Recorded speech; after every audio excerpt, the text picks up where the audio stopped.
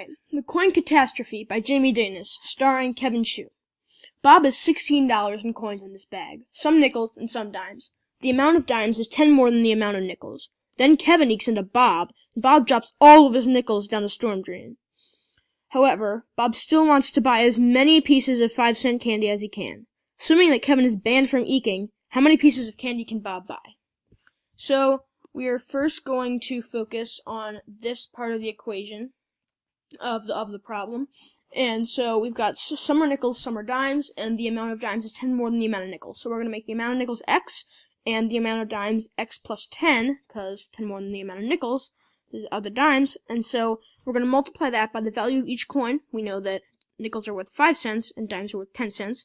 So multiply and get 5x for the nickels, total value of nickels and total value of dimes. We're going to distribute out that 10 and get 10x plus 100.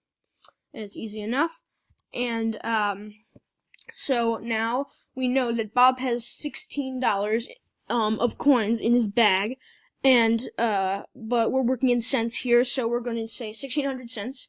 And we know that if we add up the value of nickels plus the value of dimes, we'll get the amount of money Bob has in his bag. So 5x plus 10x plus 100 equals 1,600. 15x plus 100 equals 1,600. 15x plus 100 plus negative 100 equals 1,600 plus negative 100. And do to one side what you do to the other. You get 15x equals 1,500. Divide both sides by 15, and you get x equals 100.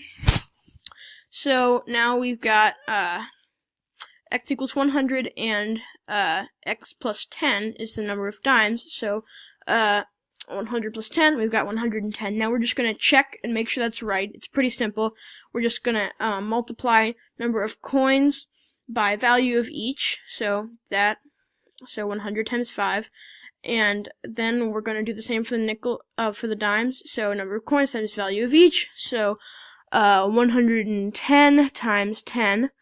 And then we're going to know that that equals 1,600. So we're going to just simplify that down.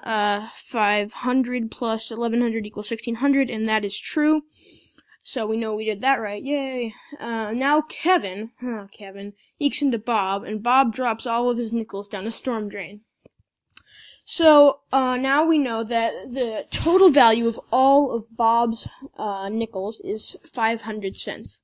So we're going to subtract 500 cents from the 1,600 cents that Bob has now, and Bob now has 1,100 cents. So now, even after the incident with Kevin, Bob still wants to buy as many pieces of 5-cent candy as he can.